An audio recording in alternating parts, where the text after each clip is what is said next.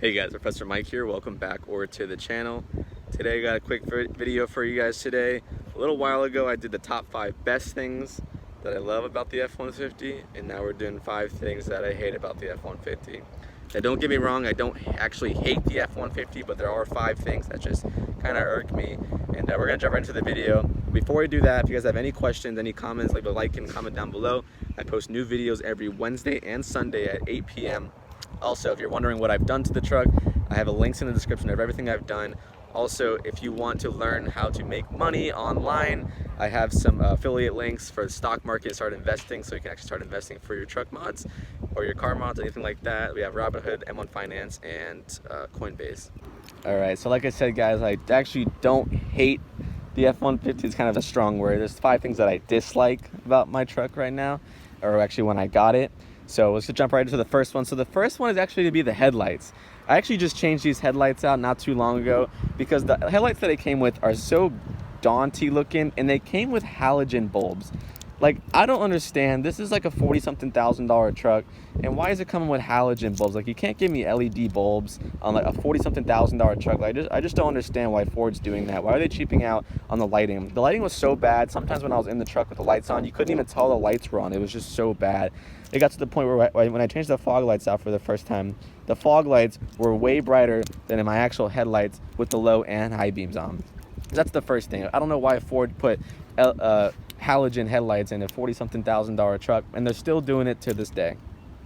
All right, number 2, what we're talking about is the antenna. So when I actually got this truck, the antenna was literally like all the way up to here. It was like a 2-foot tall antenna, and I don't understand why. This is like a 2018. They're still doing it in the 2021s. They're putting the 2-foot tall antenna, and it's just this. It doesn't look. It's like a 1990 truck. Like, why do you feel the need to put an antenna? We already have one right here, so I don't understand why Ford needs to feel the need to put another one right here. But I actually went and swapped it out for a 50 cal bullet antenna, and I think that looks so much better than the super tall factory antenna. I remember it would like wiggle and stuff when I drive, and like it was just so bad. All right, so number 3 we're going to talk about is the exhaust. I don't understand. This is a 5.0 V8, and the Mustangs and the F-150s, they share the same engine, but the exhaust on the F-150s are so quiet. Like, you buy a truck because you want some rumble. You buy a Mustang and you buy a Camaro because you want some rumble to it. The exhaust is so quiet on this, it almost sounds like the truck is off when it is parked. You can barely even hear it. You can barely hear it when you rev it or when you get on it. So I'm definitely going to be changing that out, but that's just something that it's so annoying because like I don't understand like why it has to be so quiet. Yeah, some people just like a quiet ride, but if you're gonna get the 5.0, I mean, at least have a little bit of rumble, like some kind of maybe a sport exhaust part, or like where I can switch it and toggle and move the valves, stuff like that. I know that maybe a little bit more money, but at least get like a little bit more rumble. Like I said, it's not something that makes me feel like, oh, I can't buy the truck. It's just something that little things that are annoying to me. All right, so number 4, hopping into the truck. This one's really bad, let me tell you. All right. So what we're going to talk about is this auto stop start eliminator. For those of you that don't know what this is, it's basically, it turns the truck off when you stop because it's supposed to save fuel economy. But the most annoying thing is you're at a red light, the truck turns off, and then it turns back on. So you hear it turn back on, and you know it's just wrecking your starter because the truck has to turn on every time you go to a stop sign or a red light or you're just parked.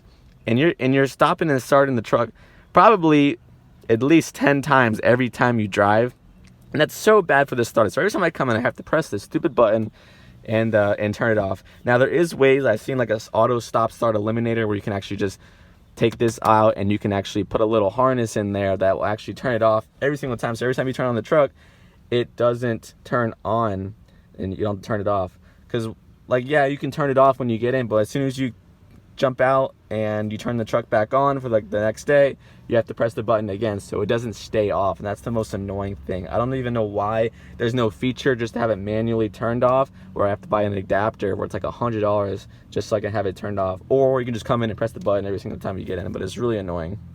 All right, and for number 5, we're gonna go to the seats here. Now, like I said, guys, this is a work truck. I understand it's a work truck, but the truck's also like $40-something thousand when you buy it. And I just don't understand why it has manual seats in it. I mean, I don't ever really move the seating and stuff like that, but like for example, if you're someone shorter, you cannot raise the seat up so you can see better over the steering wheel. Lucky for me, I'm just at that perfect height where I can see over the steering wheel just fine, and I'm not too tall and not too short. But like I said, if you were shorter than me, you probably wouldn't be able to buy this model. You would need to get the XLT Sport or something like that, so you can get the power control seats. Like I said, it's not the most annoying thing in the world, and it's not something that would just turn me away from the truck.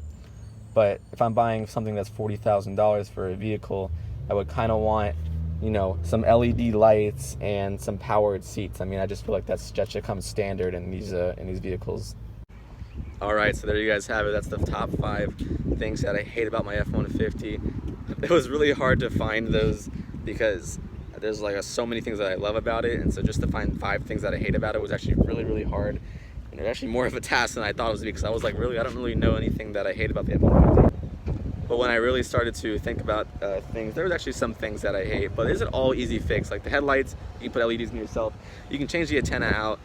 You can put new seats in. You can buy the adapter for the auto stop eliminator. So these are some things that you can do to change how the way it is. But I just feel like stuff like that should just come from the factory, especially on a vehicle that costs this much.